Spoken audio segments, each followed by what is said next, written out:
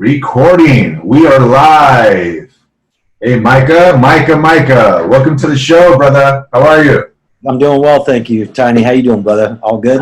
I'm good, man. I'm good. You look fantastic, brother. Yeah, you as well, dude. It's been a long time. It's been a long time. Been a while. It's been a while, bro. Since my accident last time I've seen you, but interestingly enough, we've known each other for many moons. Yeah, man. It's been, wow, like over 20 years, right? Almost 30 years. Close to 30, yeah. Wow. 28 years or something like that. Yeah, close. Man, it's been a while, bro. Man, that's incredible, man.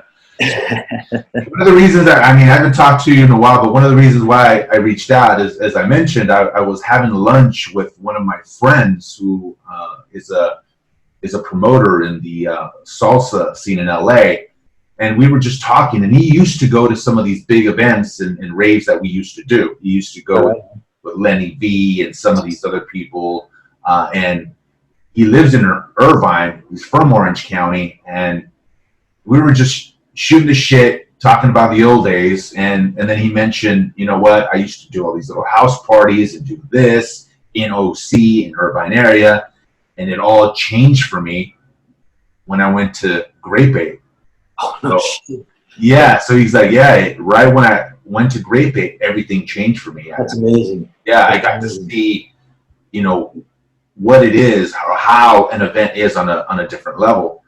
So when he said that, it blew me away. I was like, what? First off, you went to Grape Ape, and it really, what do you mean it changed for you?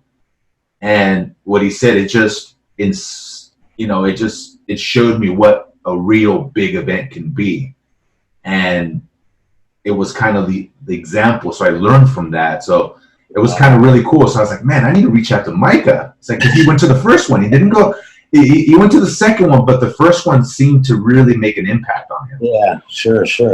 That was a hell of an evening, that's for sure. Well, you were there from the beginning, that's for sure. Without you, you were very instrumental in the whole project, that's for sure. You and many other, it wasn't ever just me on my own, that's for sure. And I can't take all the credit for it. That the years, you reflect on that and you think about it. It wasn't just me by any means. We all pounded the pavement hardcore. Remember? Oh my God! All the promotions and dude, how many flyers we passed out? Oh my gosh, thousands and thousands. Thousands and thousands and thousands. It was an interesting time in life. Yeah. It was an interesting time in life, but we did it. I want to ask, how, to kind of touch, because to give a little history to some of the people that are joining us and really don't know the history of they call them festivals now, or EDM festivals now. Before the EDC thing and whatnot. Yeah, before the EDC, it was raves. Before then, we never really called them raves. We called them undergrounds. Underground, because that's what we were doing. Right? And that's what we were doing. They were basically underground, even to the point when after Grape Ape, when we did Tri-X, that was right. Literally, man, that was crazy too. But to reflect upon Grape Ape, oh gosh, I'd say, well, I have to go way before Grape Ape to tell you what got me thinking to do Grape Ape in the first place was, you remember Nate Smiley? I don't know if you remember him by any chance. He did a Jack and Jill. Yeah, I remember. And then To Fetch a Pail of Water. Yeah, I remember. He did it at the cost, and Nate's been a good friend of mine I've known him all my life for little kids. Anyhow, he took me when I first gig at Casa. I don't remember what it was. I think it was, I don't know, it might have been a Sub G production, Franco and I don't know, I don't recall what, but it basically, I'm like, wow, this is insane. And he's like, yeah, I did Fetch Go, blah, blah, blah. Right. And I was thinking, okay, if you did this, I can do this too. I just have to figure out how to do it. At the time, I had no money though. But I started instrumentally.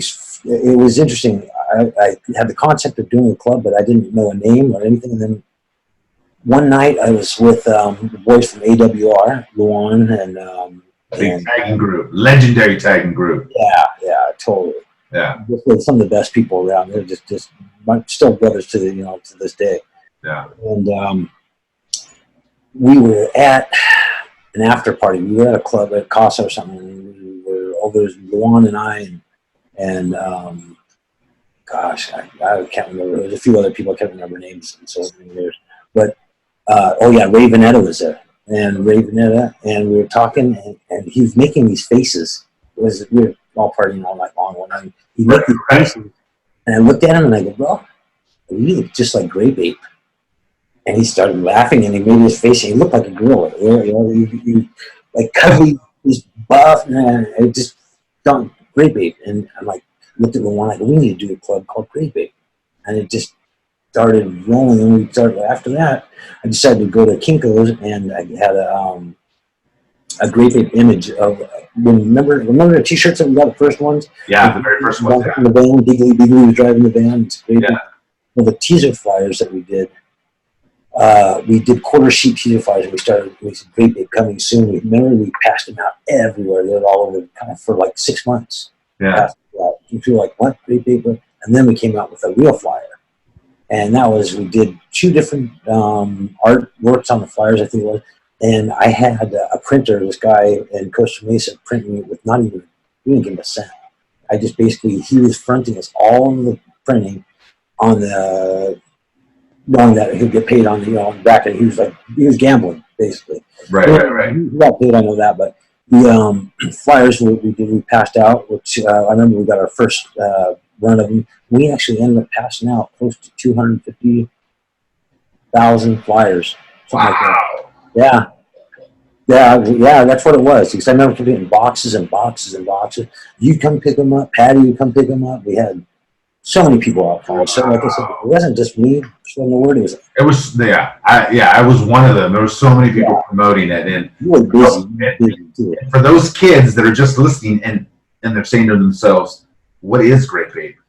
Grape Ape was based on what? It was based on a cartoon, correct? Yeah, absolutely.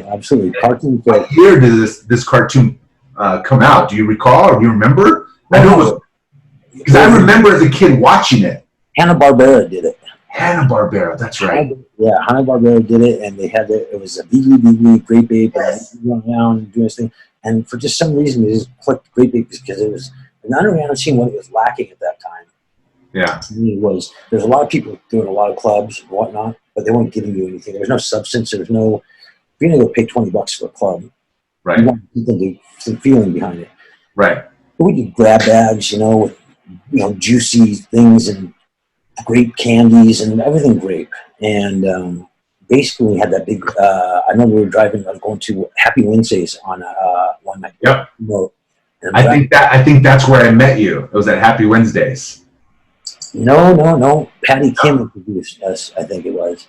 Was it? Yeah, it was at, you know what, I think it was. Yeah, I think it was. Maybe it could have been Happy Wednesday. I don't know. But it was many moons back. Yeah. That shit's a little foggy. But, yeah. Interestingly enough, we were driving down the 405, and I remember seeing a Carson Toyota. Yeah. That big pink ape with the polka dotted skirt on it. It was just sitting up there, and they were selling cars. I'm like, I got to have that thing. So I remember calling up Carson Toyota. This is more like midway in promoting.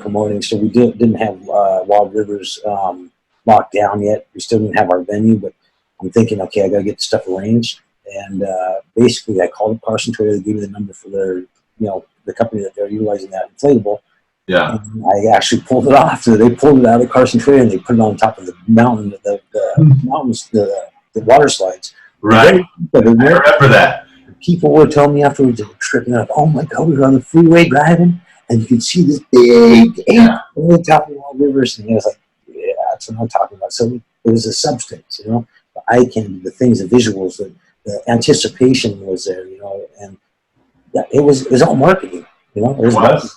What's the amount of flyers? How many flyers total? I know for sure on the first one. I would say I know for sure 250,000 flyers. I know for a fact it was. Plus the teaser flyers. I think there's like 10,000 teaser flyers too. Total, what was the number again? 260,000 total. Ooh, 260,000. Yeah. Wow.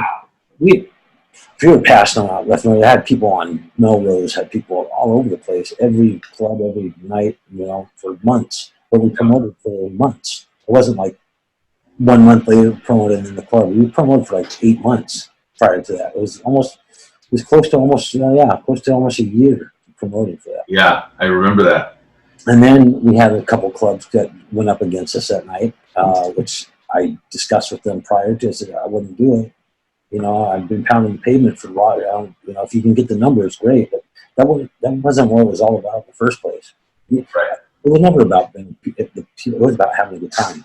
That wasn't about how much money it was about giving something to the kids, everybody else that wanted to express themselves and just go like, wow, this is killer. I've never seen this before. Like we had the entryways with dry ice in it, so it was all bubbling. And I had the guy from Disneyland doing the special effects. Paul Mulder, this guy was doing the double reverse imagery against glass, so it looked like holographic images were dancing. The Grape Ape was cruising around above the water. So yeah, that was a new thing for the scene at that time. And, it was. Yeah, I mean, it was a good time. It was good.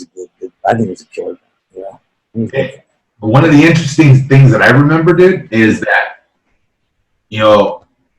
there were events in LA that were doing just undergrounds, or today it's known as raves, EDM festivals, but there was only a few promoters, and I can name them on my hand. It was just Davin, it was Tef, it was Gary Richards, Mr. Kool-Aid, Blitz, Reza but there was not many. There was maybe 5 to 8 main promoters, and they were just basically in LA. And it was exclusively in LA. And then suddenly, out of nowhere, people start seeing the Grape Ape flyer, and and it was like coming from a different area. It's coming from Orange County.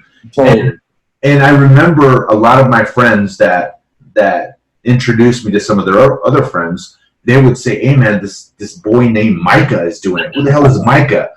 Because the flyer, it said, a boy called Micah and One Big Ape presents. Yeah, and Our World, Our Future Productions. Right. Which is an interesting story behind all this. See, I hate to say it, but I kind of like pulled off of somebody else's thing, because remember there was a girl called Myra. Yeah. Doing the clubs too. So I'm like, a girl called Myra, well, a boy called Micah, Right. And I figured, like, what the hell? And it's interesting. So, and the One Big Ape was Ravenetta, because we used to dress up. I had a costume. I had a pair of Oshkosh overalls, white, with brown furry spots all over them, and I had a dog-eared a face of like a costume. I was Beagly, and Ray used to dress up as Grape Ape. We used to paint him purple, and he swear to God, he was so funny. He had Gypsies and Thieves furry purple overalls, overall shorts. No way. Super buff, and a big tribal tattoo on, and it was classic. As him and I go out and pass out flyers, and people would be like, "What the fuck?" Oh shit! That's funny. It was classic. It was funny, but we didn't give a shit. We were like, "Hey, this is what it's about. This is what we'll have fun." Yeah. Nobody else. I haven't seen anybody else out there except for like maybe like Rocky or Raccoon or whatever doing, dressed up something. But that's him every day anyway. But somebody in the costume passing out fires, like that was classic. I thought that was a little twist to it too. Those were the best days when people would wear all these crazy costumes. Today it was so much different. It's so different. They still wear costumes, but not like those days. Not like that. Yeah. Not like that. The thing about the underground scene that I thought would intrigue me so much about it was a place where it was kind of like the Grateful Dead in essence, in kind of the structure of it. You go to underground and nobody was fighting. Everybody, it didn't matter what you looked like. You could be fat, skinny. It doesn't matter.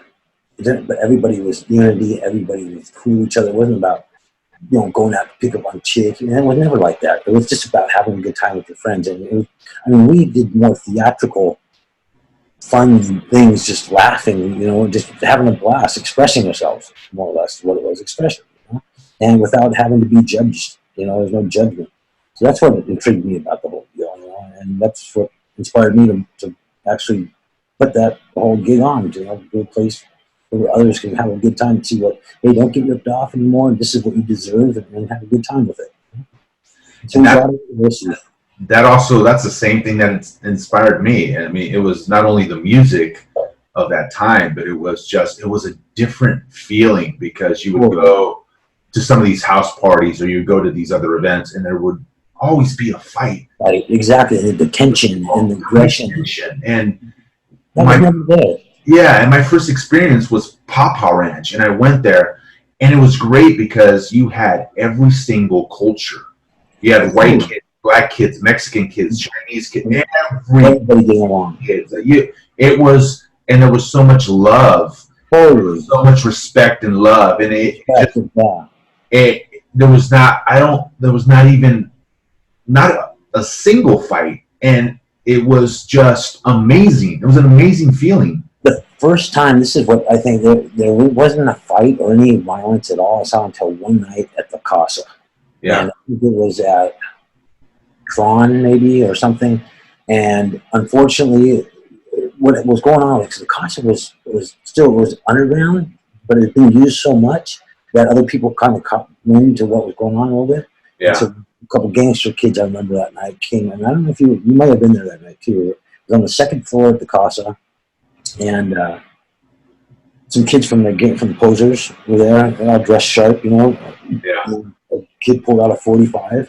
Oh, jeez. And remember, if you walked in the Casa, and the back wall where the closest to the freeway, the windows were open up and whatnot. And he pulled out, and I remember because we used to do the Poser dance. Exactly what he did. He got out, he looked around. I watched it. I mean, it was like clearly fresh in my memory.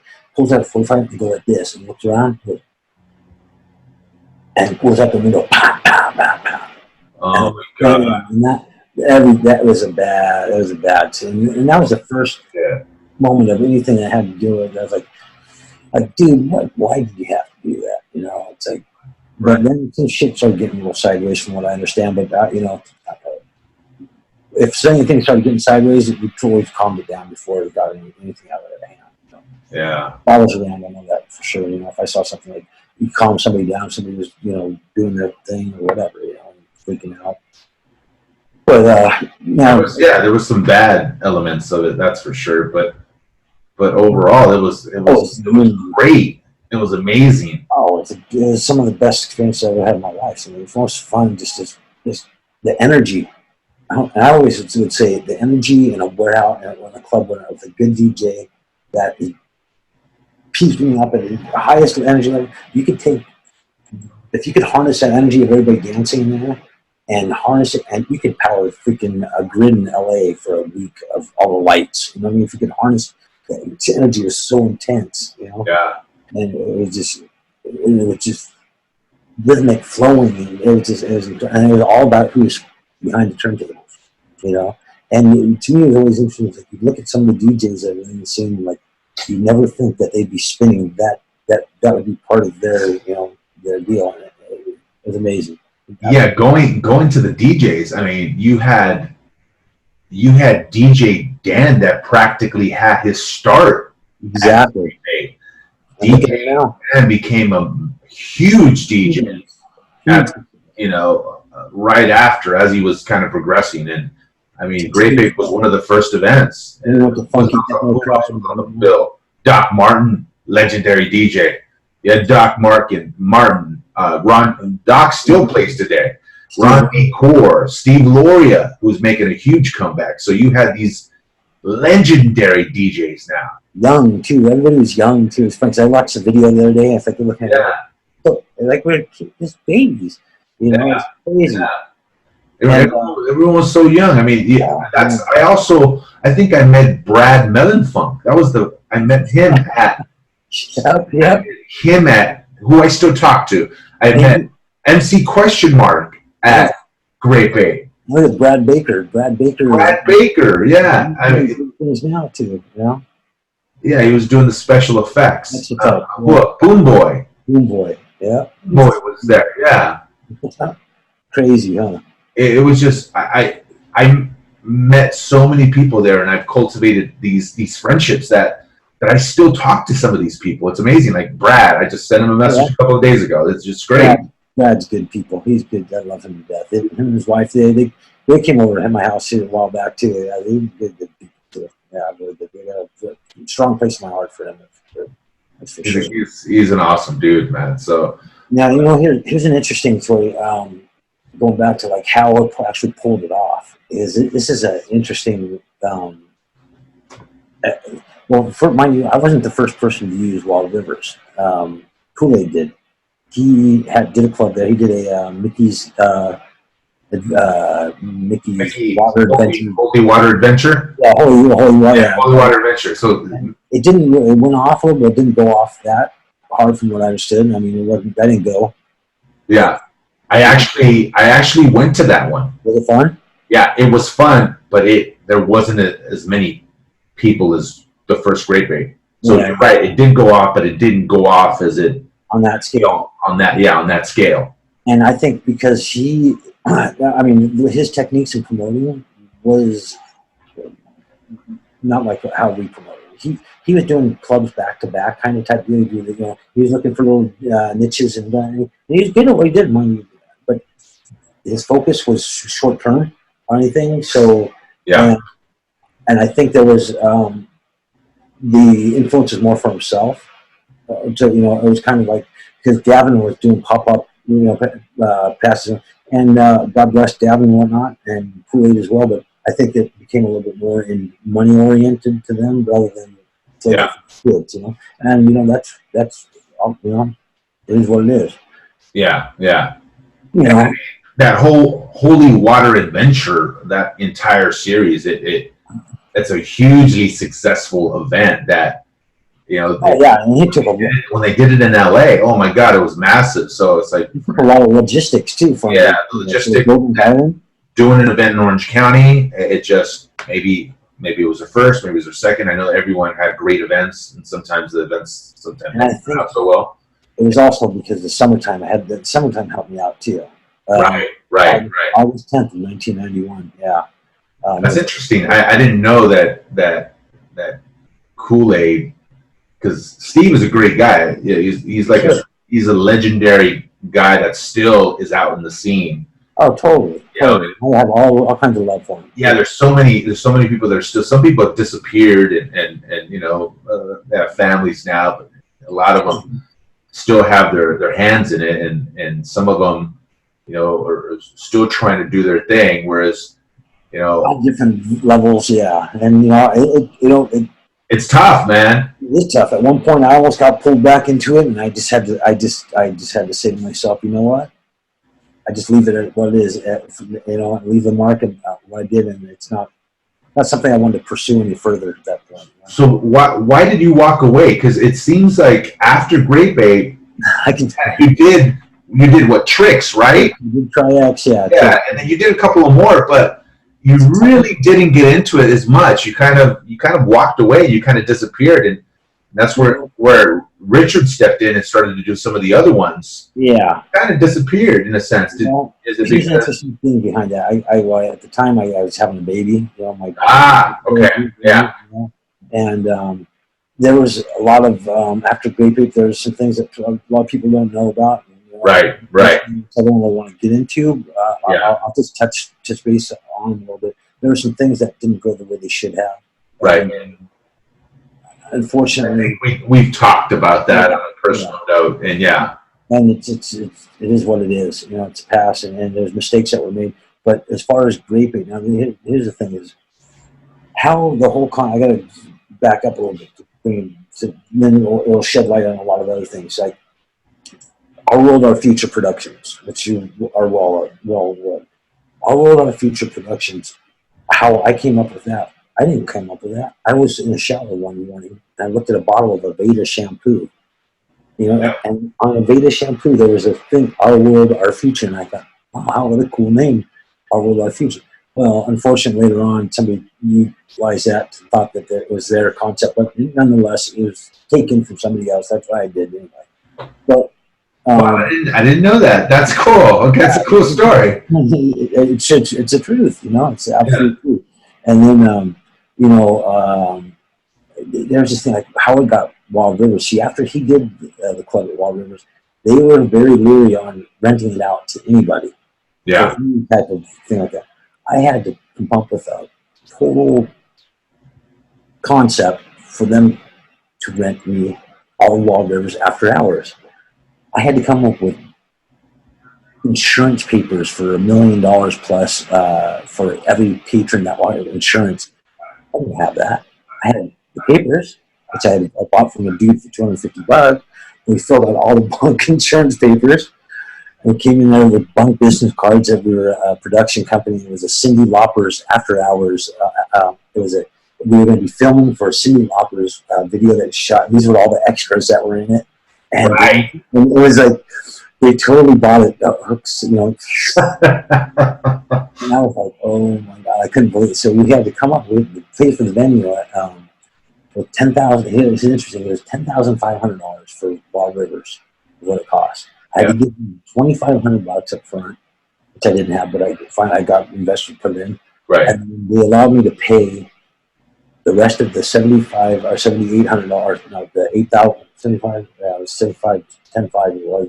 So it was $8,000 right then that night. Yeah, $8,000 that night. And they wanted $2 a person after a certain amount of ticket sale too. They kept every single one of the ticket sales. Oh, they wanted a piece of that too. Exactly. So every person, 1,000 people, they got $2 a person for. Right.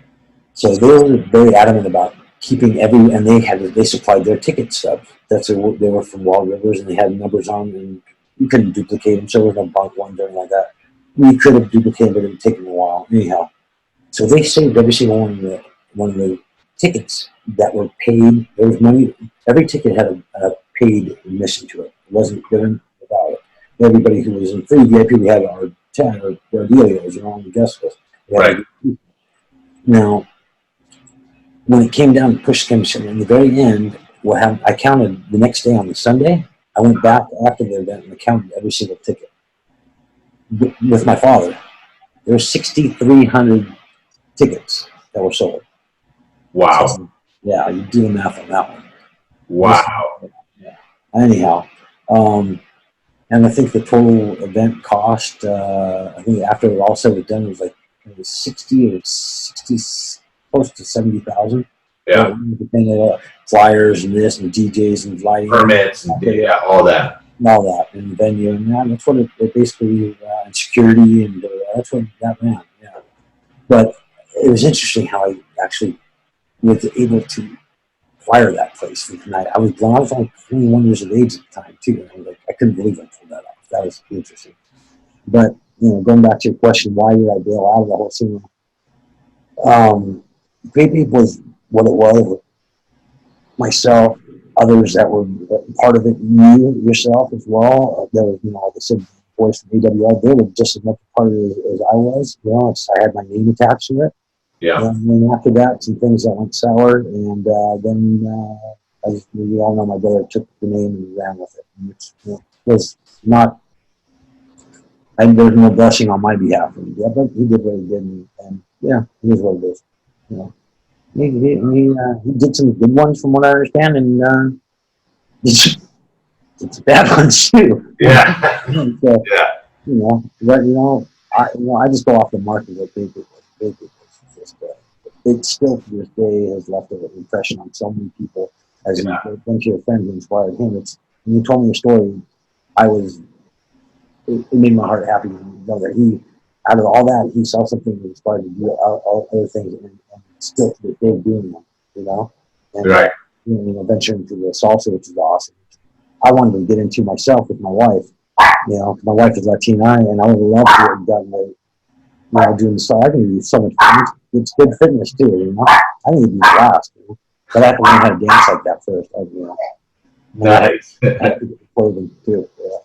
I'm gonna have him on the podcast in about a couple of weeks, and I'll let you know. But I would love to go to one of those events with my wife, and check it out. I think she'd have a blast. I think I'd have a blast around good people, and you inspire us to people taking some dance lessons. The whole dude, I'll let you know. Definitely let you know. Yeah. It's fun, huh? It's fun, yeah. I bet. I could only imagine. it's sexy and it's fun, and when you're with your wife, and it brings you together too. You know, Exactly.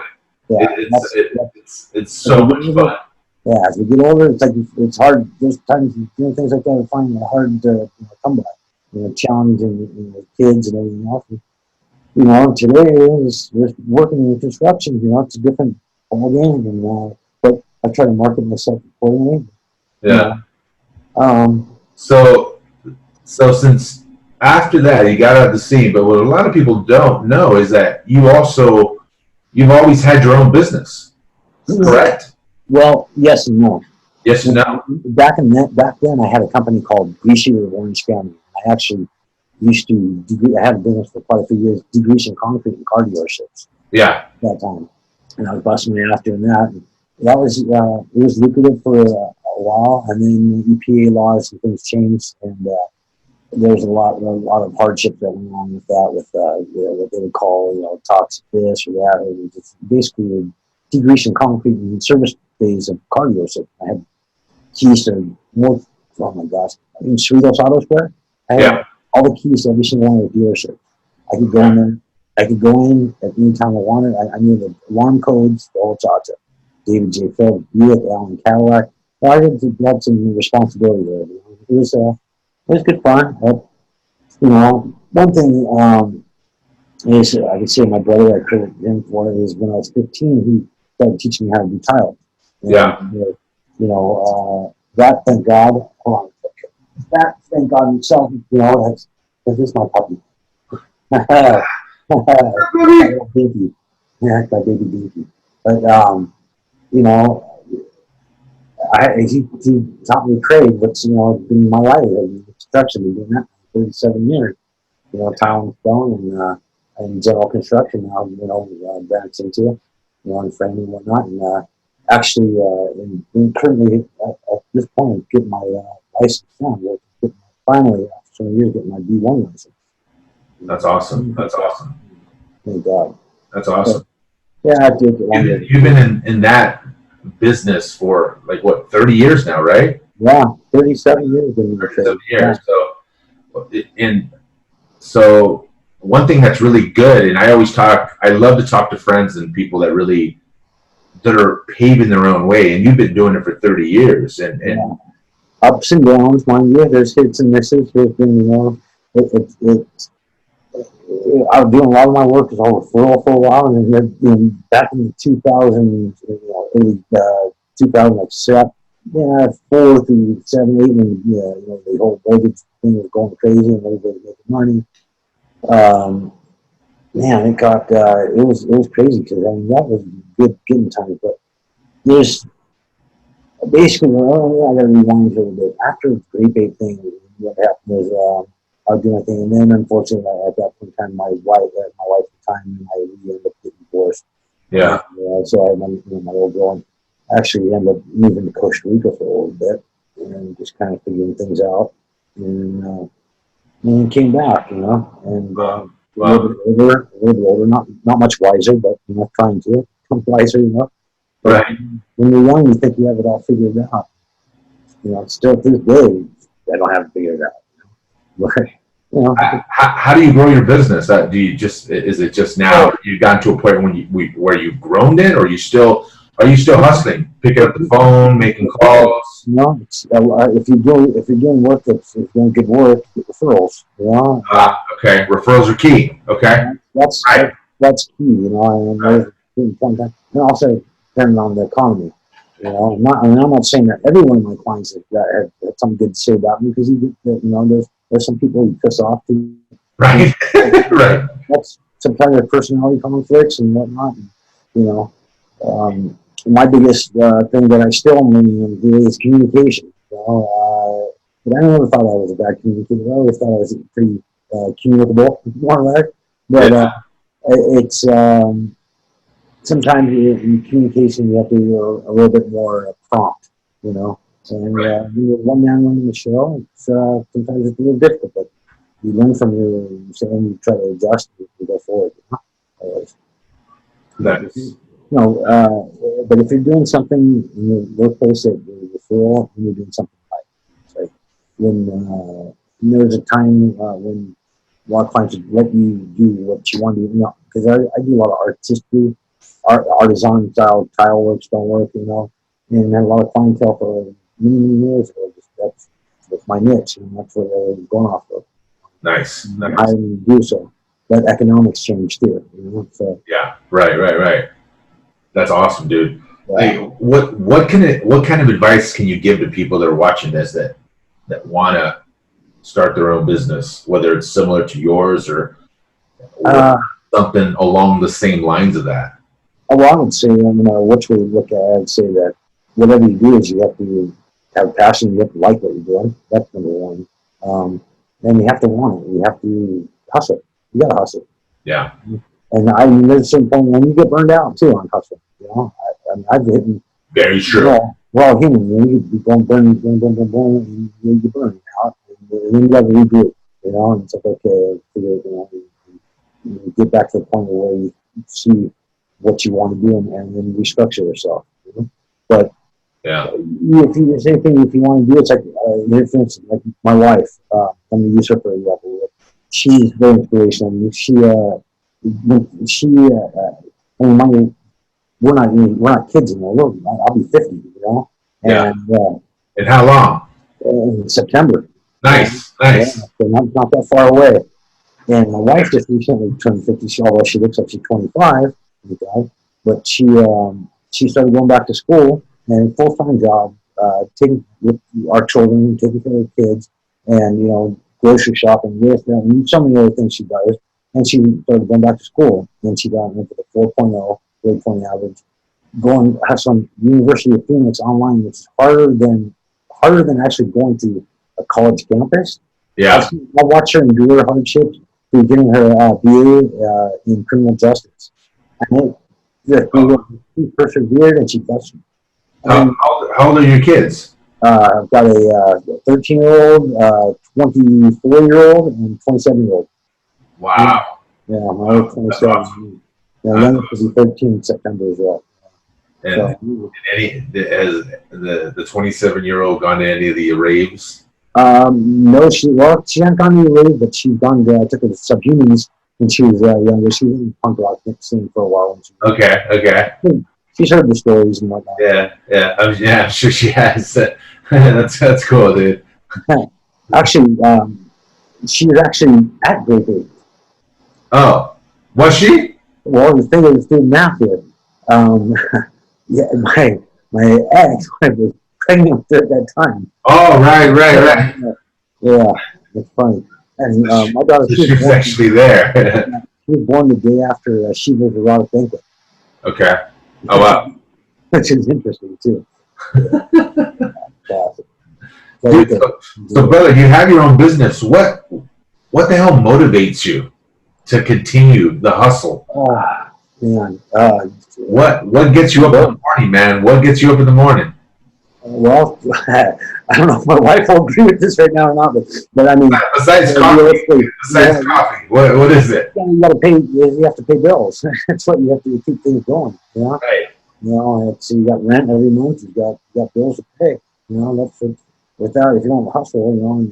Sometimes if it works in there, you rely on each other, and you just got to hustle.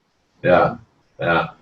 Utilize network and utilize your contacts and just try to keep things rolling. That's how you do it, is hustle. That's how it's always been done. I think any person who's an entrepreneur or any old businessman like my father used to tell me, you got to hustle. You got to block it. If you don't want it, you ain't gonna get it. That's the reoccurring theme that so far that everyone that I've talked to, it's like you gotta hustle. You gotta hustle. You can't. It ain't gonna happen. That's for sure. And there's some people that get lucky. Yeah. Sure. There's some people that follow timing. Everything works out perfect for them. Bam, next thing you know, they don't have to worry about it. Yeah. Because they got it coming in. And God bless them. My hat's off to them. Unfortunately, that hasn't happened to me yet. But right, it's everything's for a reason. For some people, it's lucky. For other people like us, we gotta hustle. And it's also what greater satisfaction with that too. It's like, what do some people want this, what they call success, to have things and this, but those things don't really amount to anything because they lack in a lot of these people lack in family or structure or things that chasing that crap, Right. And what does a man really need, Right. Nice to have this and that, sure, but to have family and things and do things together, that's what we're all about. You know what I mean? As long as your needs are met, they're all good. But you gotta hustle for the needs to get met. Right. No matter what, it's a vicious circle. But, that's dope, man. That's fucking dope. It's like time. I wish there was more time. Yeah, that's the commodity that's the most valuable in the world. It's time. You can't buy. Yeah, I wish I could slow down that time. In construction, I tell people, I said, there's 3 things that don't lie in construction. One is a measuring tape. If I want something at 10.5 inches and come to me 10.75, it's wrong. The other is a spirit level, which is a level, builder's level, and a double in the middle. Yeah. The double in the middle, it's not level. And the last thing is time. Time. You can't buy. There's 3 most precious, they don't lie because it goes forward, it doesn't go back. You can't bullshit with it. And there's the commodity of time. You can't purchase, so you gotta use it wisely. So use it wisely, brother. That's for sure. That was deep, dude. It makes so much sense, dude. It's like it's time. Yeah, it's intriguing because the inevitable that we never thought was going to happen was going over. Because when you're young and you live in a certain way, it's like you don't realize, hey, I'm going to have to grow up and be responsible. Because you live in the moment, and then boom, all of a sudden you go one day looking, oh, there's a man in the mirror. And guess what? This is the real shit. I got my German Shepherd over here screaming. Classic. Let me ask you another question, brother. So, sure. Who inspires you to be better in life? I know the answer to that. You're going to say your wife. Of course, my wife. That's probably the safest answer. Definitely my wife, my daughter, my dogs. Believe it or not, it's a whole support tree. It's like it's interesting. You never realize it. Like this little girl on my arms right here. Can you see it? Yeah, I see it. I see the little doggy. This little girl is. What's a doggy? She's like a child. Yeah. And you have to really put so much love in the animals and whatnot because you love them. They love you unconditionally. Yeah. They rely on you too. They inspire you, to do things and to hustle too. We gotta be fed. Mama does the shopping for them, but but they're precious. They're precious. The next thing we'll look forward to is grandchildren. Not too soon, but in the near future, hopefully. And that's so inspiration. Inspiration is that's awesome. And I think a lot of the inspiration came from of my father when I was younger, telling me that I'll never be successful. That basically putting, feel like you're a bum, that I wasn't doing things the way he thought I should do. It's interesting. He didn't think I was living my life the way I should, or utilizing my potential. Yeah. Until the night of Grape Ape. My father was there. Yeah, I met your father. Yeah. And one thing is interesting because he said to me, he took me aside that night and he said, I can't believe you did this. This is incredible. I've known these people chanting your name, Micah, because I'm so proud of you. And to me, it wasn't, I showed him that I could do something not his way, but I could do things my way, and he respected that. And so that was an inspiration like that. So, but I think pretty much the only person you can really look to when it comes down to it is within yourself. Really, if you're not inside yourself, nothing's going to come forth.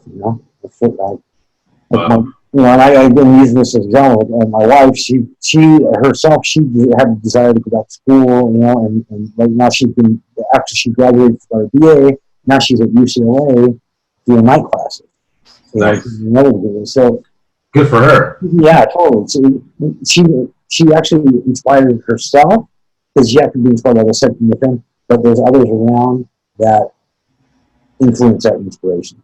Wow, that's awesome. I mean, I'm inspired by your wife for her to take that journey. That's awesome. Good for her. It blows me away. She really. I haven't seen somebody work as hard as she has. With school is one thing, but you got full time, and then kids, household, and that. Right. That's a lot of work, man. A lot. That's impressive. You still function. You still have like some. That's tough. That's the hardest job in the world. Well, being a mom, I think, is the hardest job in the world. Yeah, taking care of kids, trying to further your education, and as an executive in a corporate position, that's she busts out. So that to me, that's inspirational for where I'm at now. That inspires me. Yeah. But it's just incredible when you see things that other people do. That you're like, wow, you're blown. Like really, like because you have to sit back and think about like, could I do something like that? Or do I have the ability? Anybody can do anything they want to if they have the want. You know, and that's basically what it boils down to. That's awesome. And you hustle. You've been hustling. You hear, the things that you want to do. You get out there and you accomplish it. You do it. And it's like this program right here. The inspiration you have for is to bring forth others that are inspired, others to do things which inspires you in itself. It's, to me, like I said, I watched from the podcast already, and I was inspired by it. It made me reflect on some things, and it made me and I'm looking forward to reaching out to some of your interviews, people you have on for some, you know what I mean? So one thing, it's amazing where you can actually grab inspiration from, but utilize it through others, and ask them for a helping hand too. I'm inspired by that. How can you help me, to achieve the goal that I achieve to? There's something that you can, which I'm willing to talk to you, but that's for sure. If somebody reaches out to me, I'm willing to help. Yeah, I think that's what it's all about. That's what unity is. That's freaking great, man. That's amazing what you just said, dude. Isn't it true? I mean, it's like that's when it goes back to full circle back to unity, and that's what I mean. Underground, see what inspired it. That molded and changed a lot of our lives. It did. Absolutely. Totally. Absolutely. And if we could have kept life like that, we've all done it. If we could have captured that, kept it like that without any outside influence coming at it, which it did, of course, but if we could have just kept it pure, clean, it was the bomb. Right. Yeah, that entire time really helped me to communicate with people, to really, it really taught me the hustling game of trying to get people to your event. And it's interesting because like today, what happened to you back then when you did that event, it definitely must have helped you tremendously today doing your own business. So there's like a huge connection there. That event actually impacted me in many different ways. Some good, some bad. Right. And the same with me. Like, I really... I've separated that, whatever was bad, away from the actual reality of the event. Everything else that was due to other reasons that had nothing to do with it. It had something to do with it, but the event itself was that to accomplish in it, I was actually very, I was over the top, I was like, I pulled it off. The next one I was like, oh my God, I really pulled it off. It was like, the speech my father gave to me, that was worth it all in itself. Yeah. It really was. But I mean, that event definitely inspired me. It inspired so many others, and you were surprised when I talked to you and I told you that my friend I'm blown away. Was inspired. I would like to meet him. Hopefully, in the salsa events. Yeah, I'll definitely reach out to him because it's just, and that just shows you that you made an impact. Even though it was one event that you really focused on. I mean, there was a few others back then, but you made an impact on this one. And even though it was so long ago, you made an impact with people, Well, you you start thinking about it. inspired people. Yeah. I mean, my friend does these huge events, and for him to say, wow, Grape Ape, That's insane. so that was big to me. I was like, oh my God, I got to call Micah. I mean, like I said, for him to touch one person, because I never thought it would have impacted somebody to the level where they think it could help them in the future. I never would have. Right. I would never. I mean, because we were kids, I wasn't thinking like that. But for you to come to me at the age we're at now, and him within the same time, and say, hey, out of the blue, start talking about that. That's my hat's off to you. Yeah, that's awesome, dude. Mm-hmm. That's awesome, dude. So what's next for you, dude? You're just growing the business, maintaining, mostly for anyone watching, you're basically in Irvine, Orange County, or where are you at right now? No, I'm in Los Angeles. I'm out in the valley, and I've been for a while since we got remarried. And you're in the valley? Yeah. Oh, cool. Yeah. So for those people that watch this for the first time, and plug your information as far as if anybody wants to get any work done. I mean, this is a great way. Hit me up on Facebook. Okay. Yeah, look me up, Micah Schwartz on Facebook. I'm always, You have a website? You just hit your website? Not yet. I'm actually getting ready to put one up. Cool. Doing some revamping, some pictures and whatnot. And, nice. Working with another guy out of Burbank, as a matter of fact, an old school friend of mine, since I was really young. He's talking about putting some things together which I don't really want to go into right now, but there's something that could possibly, on a good size scale, in construction and construction funding and remodels and real estate as well at the same time. Cool. Always hustling. You have to. Yeah. You have to be successful in anything. And it could be a really good niche, it could be something, obviously I'm going to be doing this for as long as I can, that's for sure, Yeah. I'm not going to become a dentist tomorrow, that's for sure. But, I like what I do. That's awesome. Yeah, it's fun. It's like arts and crafts 101, Awesome. Yeah. Maybe it's my ADHD, I don't know. It's so what is this will to kind of I want to just what is your final words? What do you want to tell the viewer as far as how to do their own thing? If someone is doing an event and they're just watching this or they're starting to try to do their own business, what are I would say at this time in life, if I were to do another event this day, I would do something. I would be one step ahead of everybody else. Is you have to think like, okay, what's lacking? You look at the whole broad picture of what's going on. You go to events and there's things that I could pick out like, wouldn't it be great if this was here? Or look at things that could be that wouldn't be so difficult to put in place, that could have been done, but they missed the mark. You know what I'm saying? I've seen venues that were insane that could have been done with such a little bit of extra, work, a little bit extra effort, and made them incredible, but they lacked that rush.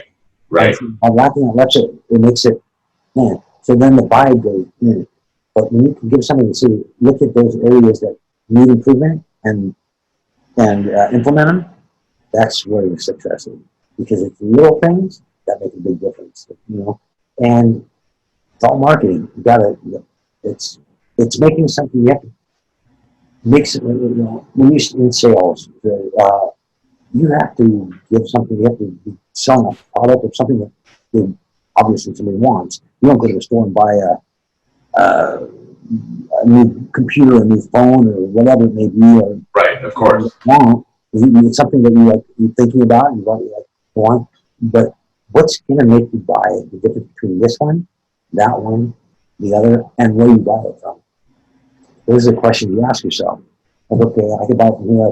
Well, nowadays I can go on Amazon and buy it. Okay, why am I going to buy it off Amazon and get it shipped to me rather than going to a retailer and purchasing it I can have in my hand right there? So it's basically what's catering to so everything has to do with a feeling, you have to get the feeling behind it. So if you don't do it unless you're feeling, I want it. That's, because I like it. Right. Important questions. Yeah. So I can say at an event, why am I going to go to this club as opposed to that club? Well, right. This guy's got on the and look what they're offering. It's like you created in people's mind. They're already thinking for so long. They've already implemented it. Now that they're going into this lush jungle with great, think about kids that are doing action and whatever else. At that time, they're doing whatever they're doing. They're thinking like, oh my God, I'm going to another place in the world. I'm leaving this planet Earth and I'm going from this place to go into the night because it's a magical place. As opposed to, like I said, taking a venue that you've got 4 walls and a ceiling that you could put props and this and things and visuals on in the right places where people go, oh, like I did the balloon on top of the water slide. Yeah. You're driving in that they haven't even paid yet. Their anticipation of like, oh, right. And they're like tripping on it. Yeah. They want to spend money, and that's it's anticipation, the want, the desire. It all goes back to a feeling. So if you want, you have to sell a feeling. But in construction, what I'm going to do to your house, I'm going to make this fireplace. I'm going to do the beauty of your home, a place where it's comfortable, warm. It makes your house that much warmer. And it's appealing and it's beautiful, and all these things go through all factors of like when I do bathroom remodels. Right. Going to the spa, I'm into that sense of make your bathroom like a spa. You can relax and let your troubles away. So it's a feeling. So you got to cater to your feelings. It's like what ease and comfort and beauty, but those things cost money. So you got to sell it. Got to sell. I think that's where we'll end it with the most powerful last word, which is you got to sell.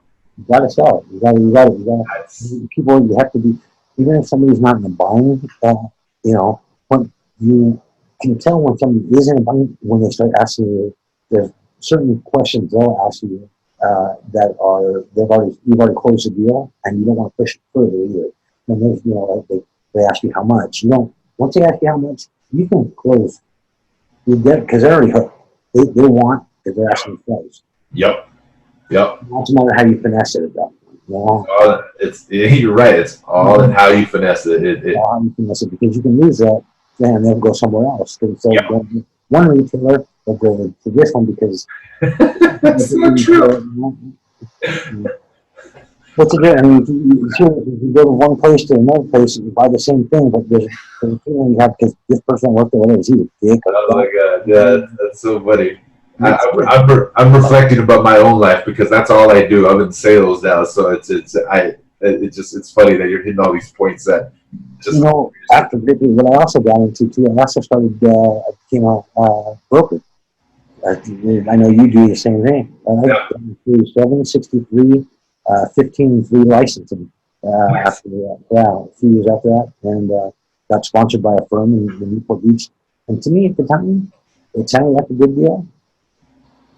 But I became at that point so distracted. I had to get up at 4 o'clock in the morning, suit and tie, go to Fashion Only, and get on the phone and smile and dial. I didn't make any money. I mean, nothing. But I passed the test. Yeah. And, that was an accomplishment in itself. I was stoked on it. It's the only easy test. The Series 7 test was not easy, but hey, that's you're plugging away and you went for it. Thinking about it, it was interesting. My buddy who sponsored me at the firm that I worked for called Barron's Worldwide Financial in Fashion Newport Beach. I couldn't figure it out for the life of me. Any of the heads, the bull market, bear, tick symbols, I wouldn't figure any of those. It took me 2.5 years 2 years now to really understand it. It's very difficult. He said to me, forget about all that crap. Yeah. Money, you're going in and you're coming out, and just think every eighth of it is 12.5 cents. So just do the math all money in or out. You're making money. Exactly. That's all it is. Yeah. call. You're going up. You call. You're going down. You know what I mean? I used to also the foreign currency market for a while too, and Awesome. a lot of people do a lot. Oh yeah. So remember, we're gonna end this show with that. Everyone that's watching this, Micah dropped a serious gold nugget, and that's you gotta sell. Regardless of what you do, anything that you do, whether you work for somebody, you're trying to start your own business, or you're trying to do an event, you have to sell.